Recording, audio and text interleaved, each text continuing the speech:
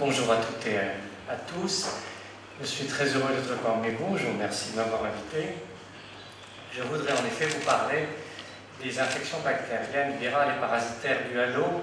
Je vous rassure tout de suite, il ne s'agit absolument pas d'un catalogue, mais d'une vue d'ensemble, surtout analytique et puis préventive. Quand on pense à l'eau, on pense surtout à l'eau douce. Effectivement, l'homme contamine largement l'eau douce avec ses excréments, avec tous ses déchets, et l'eau douce est facilement contaminable. Dans le cycle de l'eau, il y a l'évaporation. Quand on parle d'évaporation, il s'agit d'une vapeur, c'est-à-dire de l'eau sous forme gazeuse. Et dans les nuages, de ce fait, il ne peut pas y avoir de micro-organismes, en principe, puisque une vapeur qui est un gaz ne peut contenir aucun micro-organisme. C'est-à-dire que les pluies, en principe, ne peuvent pas contaminer, sauf si elles rencontrent, lors de leur chute, des sources de contamination. Par ailleurs, l'eau de mer en pleine mer, de par sa concentration en sel, est bactériostatique. Et il y a très peu de bactéries qui peuvent vivre dans la mer, du moins quand on pense aux bactéries pathogènes pour l'homme. Il y a simplement certaines espèces de vibrions, mais pas du vibrion responsable du choléra, qui peuvent vivre dans des teneurs modérées en sel. On retrouve des vibrions dans les estuaires, où l'eau est déjà beaucoup moins salée. Quand on dit un jour on manquera d'eau, en fait on veut dire par là qu'on manquera d'eau potable, parce qu'il est certain que l'eau n'est pas détruite, elle est recyclée en permanence.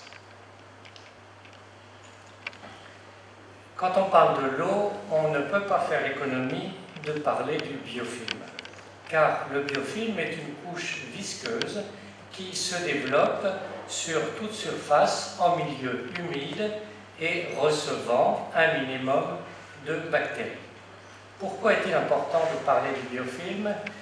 Ce matin, nous avons vu de l'eau très saumâtre, souillée de matière fécale dans certains lavabos de Gaza. Cette eau est chargée, bien sûr, de matière fécale et forcément, il va se constituer un biofilm dans le réseau de distribution intérieure de l'établissement ou des domiciles. Et ce biofilm est une menace car il protège les bactéries qui sont à l'intérieur et qui sont ainsi protégées des coups de bélier, des différents mouvements d'eau qui pourraient les décoller. Dans le biofilm, il y a surtout des bacilles piocyaniques, mais théoriquement, le biofilm peut contenir des bactéries très diverses et variées, et pourquoi pas des bactéries pathogènes telles que le bacille typhoïdique et le vibrion cholérique, ainsi que des shigelles. Donc ce biofilm se constitue chaque fois que l'on a un milieu liquide ou semi-liquide et un apport de micro-organismes. Une première notion qui n'est absolument pas intuitive et qui est pourtant quelque chose de fondamental en infectiologie, c'est que le réservoir princeps primordial, principal de micro-organismes pathogènes pour l'homme, c'est le corps humain. C'est une notion qui est contre-intuitive, car on s'imagine fréquemment que la menace microbienne vient de l'extérieur, vient d'ailleurs. En fait, les bactéries potentiellement pathogènes, puisque c'est l'expression ad hoc, pour l'homme, sont des bactéries qui se développent facilement à 37 degrés. De ce fait, on comprend que leur réservoir principal se trouve également à 37 degrés. Il y a bien entendu des exceptions. On sait que les légionelles, qui viennent uniquement du réseau d'eau, peuvent contaminer l'homme par aérosol. On connaît également des micro-organismes qui viennent de l'animal. Par exemple, la listeria, qui peut être ingérée à la suite de viande contaminée. Il y a aussi des campylobactères qui peuvent venir des oiseaux.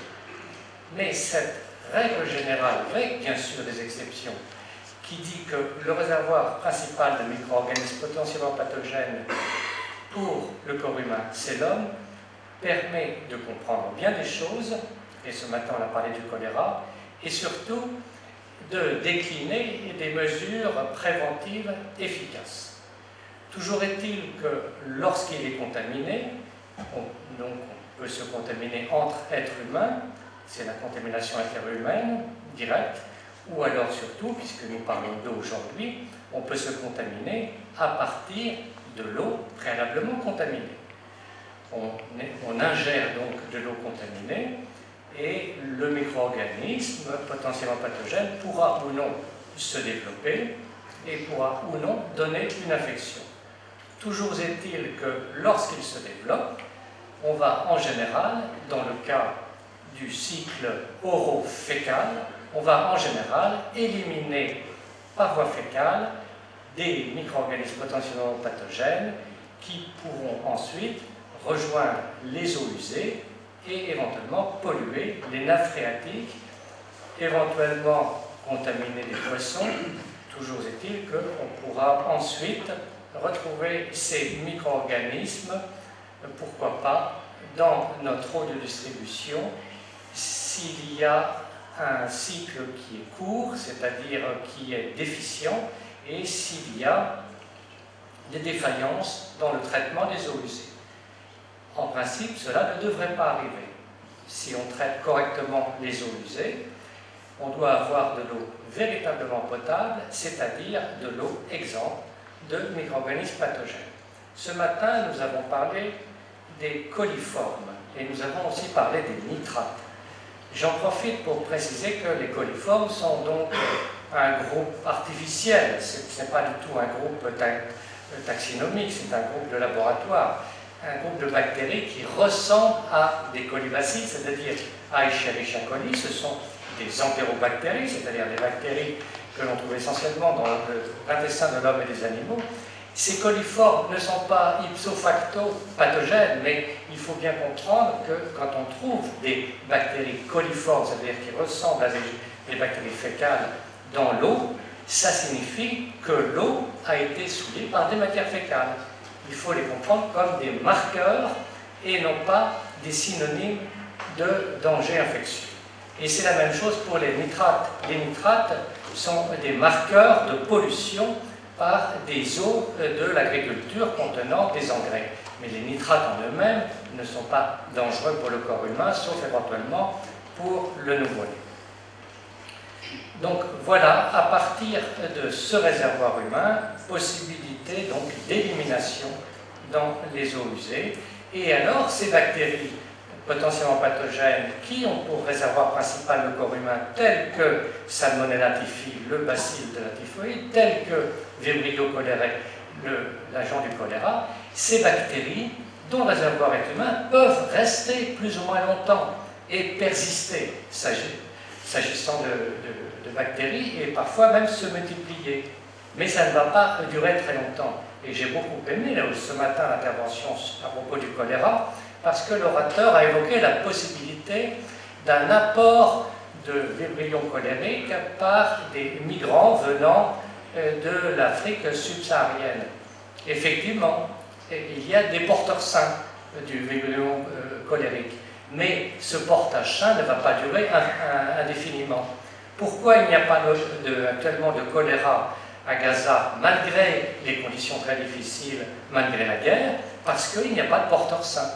Le fait qu'il n'y ait pas de choléra est la preuve qu'il n'y a pas dans la population de porteurs sains du vibrion, tout simplement. Alors que les porteurs sains sont très, très fréquents, mais retenons que le portage sain n'a pas vocation à durer extrêmement longtemps. Il finit par disparaître, étant donné qu'il y a une compétition au sein de notre microbiote colique, et les bactéries potentiellement pathogènes sont par un phénomène naturel éliminées par les bactéries commensales physiologiques.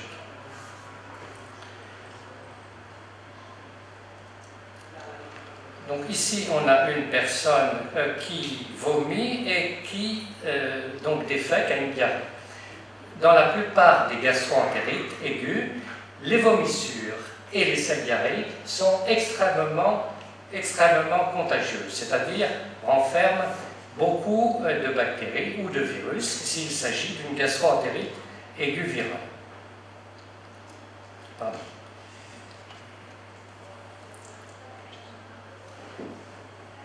Donc il vomit, il élimine des bactéries. Là, ici, en l'occurrence, c'est le choléra. Le choléra a l'avantage d'être très démonstratif, puisque c'est un cycle extrêmement court, avec une incubation de quelques heures et une évolution extrêmement rapide. Donc il émet dans la rivière des vibrions cholériques qui vont être dilués, et ensuite une personne ramasse de l'eau et on va retrouver ces vibrions dans cette eau qui va être ensuite utilisée à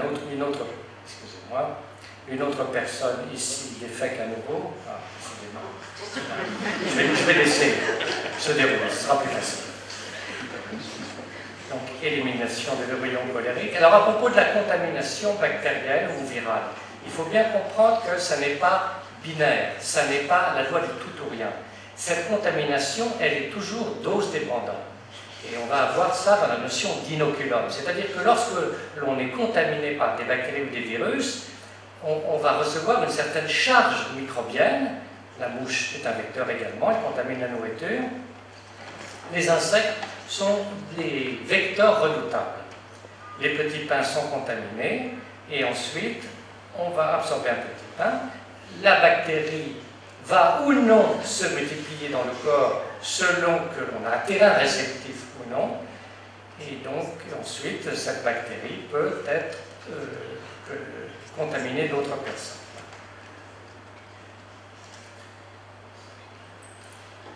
Quels sont les rapports entre les micro-organismes et l'eau?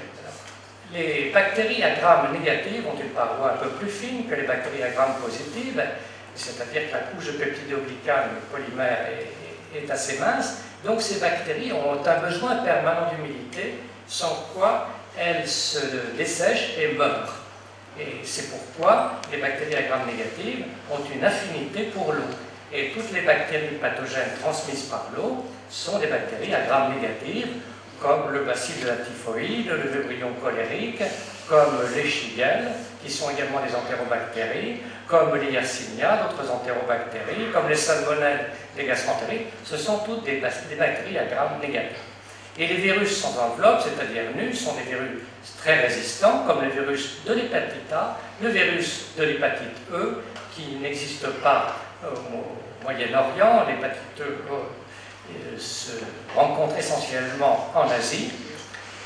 Et puis, bien sûr, des bactéries encore plus résistantes. Ces virus peuvent persister parfois longtemps dans l'eau, et c'est le cas notamment du virus de la polio. Quand il y a des épidémies de polio, l'eau de la distribution est très souvent en cause, car ces virus, le virus de la polio, sont très résistants et peuvent persister longtemps dans les nappes phréatiques. Or, les virus échappent à tout système de filtration. Et puis, il y a également des parasites. Certains parasites ont besoin d'eau pour effectuer leur cycle, d'autres ont besoin d'un vecteur dépendant de l'eau, et on pense surtout aux maladies transmises par les moustiques et d'autres arthropodes proches des moustiques. Quels sont les rapports entre l'homme et l'eau? Eh bien, nous avons besoin d'eau en permanence pour nous hydrater. Il est certain que si elle est contaminée, il va y avoir un conflit dans notre estomac et puis dans notre intestin entre le micro-organisme potentiellement pathogène et notre système de défense immunitaire. Il y a déjà un premier barrage, c'est l'acidité gastrique. L'eau est utilisée largement, bien sûr, pour la cuisine. On lave les aliments, on prépare la nourriture avec de la cuisine. L'eau est utilisée pour les irrigations dans la culture. Et c'est le danger, notamment pour l'ascaris, ainsi que pour d'autres micro-organismes. L'eau est utilisée également pour laver, pour se laver le corps, pour laver le linge, et puis pour évacuer les déchets. On évacue les matières fécales avec de l'eau. Donc l'eau a de multiples occasions d'être contaminée et d'être contaminante. Et le danger est particulièrement aigu lorsqu'on a un contact avec de l'eau contaminée par un agent pathogène. Mais ça ne préjuge pas la suite de l'évolution. Tout va dépendre de la quantité de micro-organismes en contact avec notre muqueuse, et cela va dépendre également de notre état général, c'est-à-dire de nos défenses immunitaires. Il y a donc, comme je l'ai dit, un conflit qui va soit se solder vers un statu quo, c'est-à-dire l'absence d'infection, soit au contraire donner lieu à une infection lorsque la force est du côté de l'agent pathogène. La pathogénicité des micro-organismes nous amène à distinguer d'un côté des pathogènes spécifiques, c'est-à-dire des agents infectieux, essentiellement bactériens, qui donnent toujours le même type d'infection. C'est dans leur pouvoir pathogène qui est le plus souvent dû à des toxines bactériennes extrêmement puissantes. Et quand on fait de la bactériologie, on passe un certain temps à étudier la toxine colérique, les toxines colériques, qui sont absolument spectaculaires et qui amènent finalement l'intestin à inverser son action habituelle, c'est-à-dire qu'au lieu d'absorber l'eau, au contraire, il en élimine et on se déshydrate. Quand on meurt de déshydratation. Le bacille de la typhoïde également produit plusieurs toxines.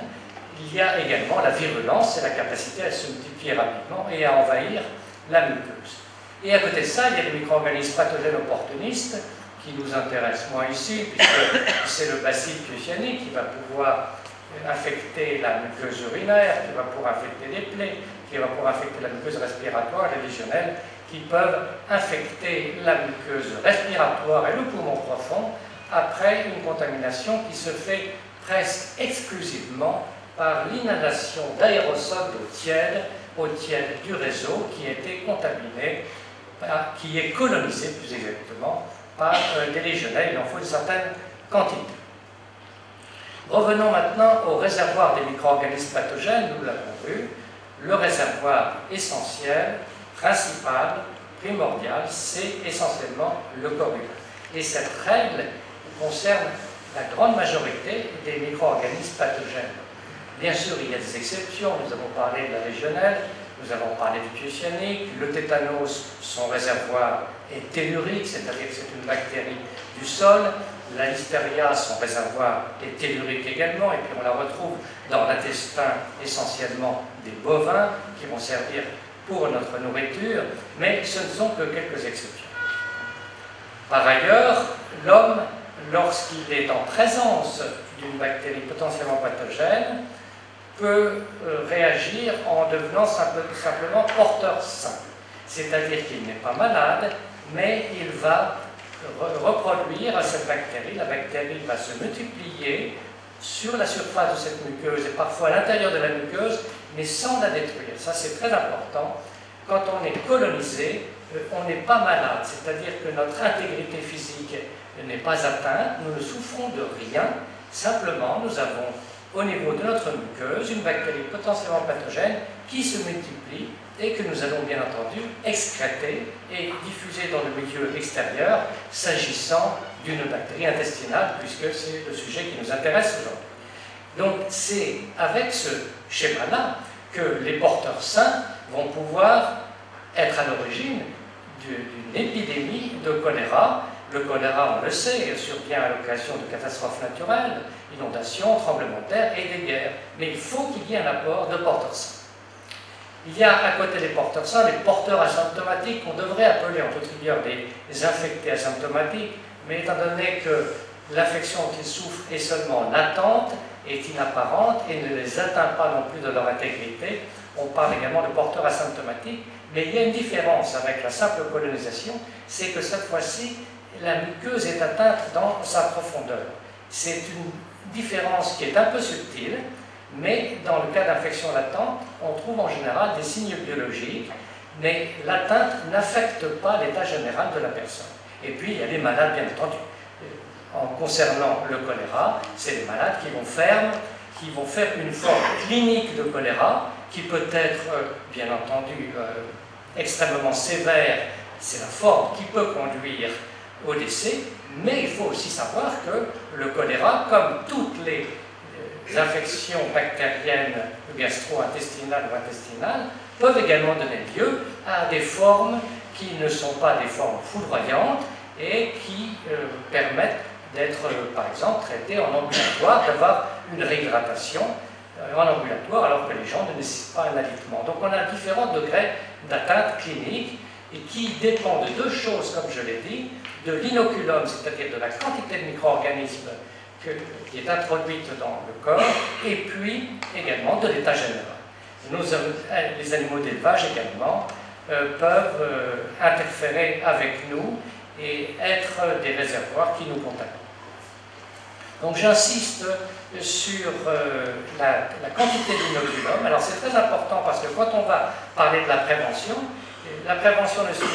ne suffit pas toujours à stopper la contamination, mais dès l'instant où elle la réduit de façon importante, on va avoir une action de réduction sur le nombre de cas incidents, c'est-à-dire sur le nombre de malades. Et ça, c'est extrêmement important. Et on a des tas de mesures qui nous permettent de réduire la contamination. Multiplication au niveau de la porte d'entrée, c'est-à-dire de la voie de l'intestin, et quand le micro-organisme est le plus fort, ça donne lieu à une infection.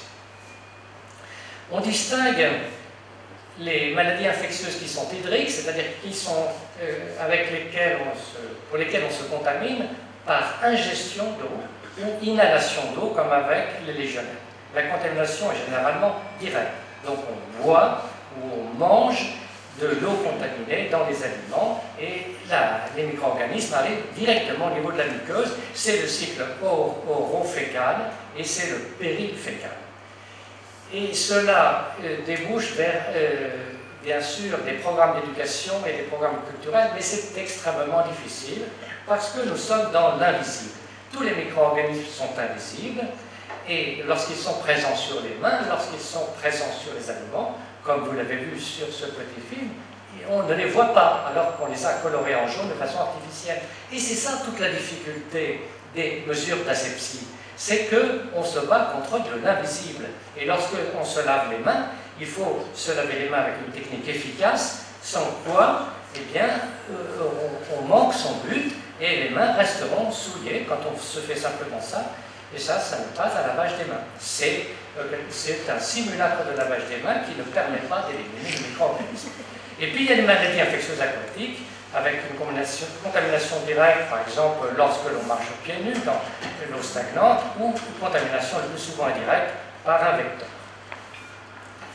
Bon, là je passe rapidement, c'est parce que ce n'est pas vraiment l'objet du jour, mais c'est pour dire que la prévention non médicamenteuse du paludisme, outre la lutte contre les réservoirs d'eau stagnante, passe surtout par l'usage adéquat des moustiquaires et des répulsifs cutanés.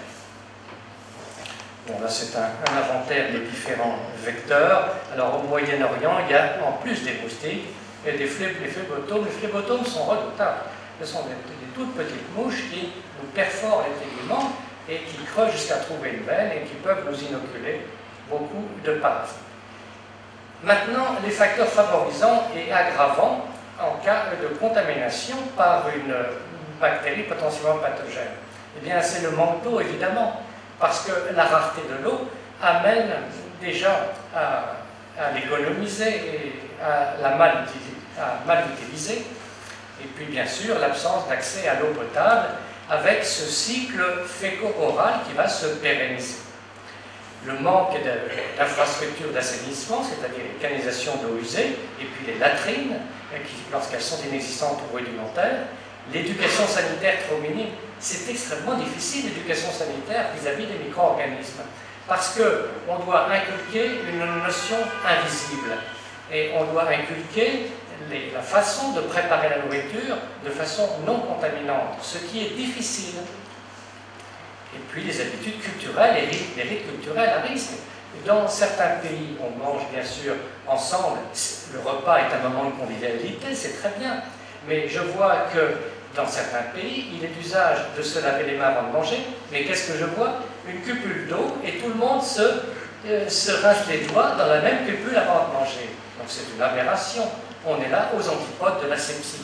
Et donc il faut lutter contre tout ça. Et je ne parle pas des rites funéraires et d'autres habitudes qui amènent à se contaminer entre êtres humains, mais pour d'autres bactéries que ceux qui nous intéressent aujourd'hui. Et puis les facteurs aggravants, les structures médicales réduites, bien entendu, qui ne permettront pas de prendre en charge un malade atteint et qui lui permettront de s'aggraver, alors que parfois une simple réhydratation aidée d'un traitement antibiotique aurait permis une évolution favorable. Et puis, bien sûr, l'insuffisance d'accès aux soins. Alors, dans ce petit film, qui est la suite du précédent, c'est la même source. Bon, je vais essayer d'accélérer. Pardon.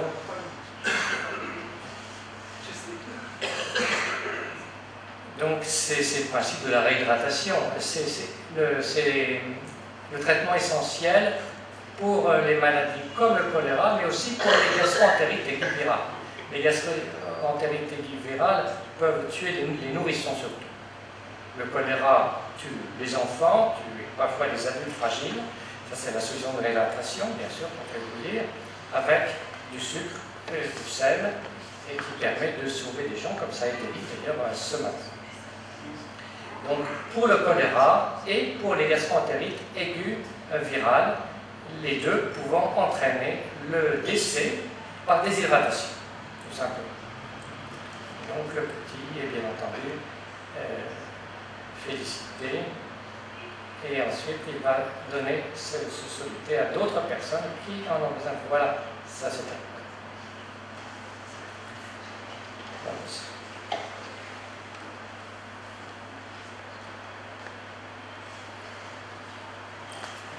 Les attitudes dangereuses, irriguer les cultures avec des eaux usées, j'en ai déjà parlé, c'est très bien connu pour l'ascaris.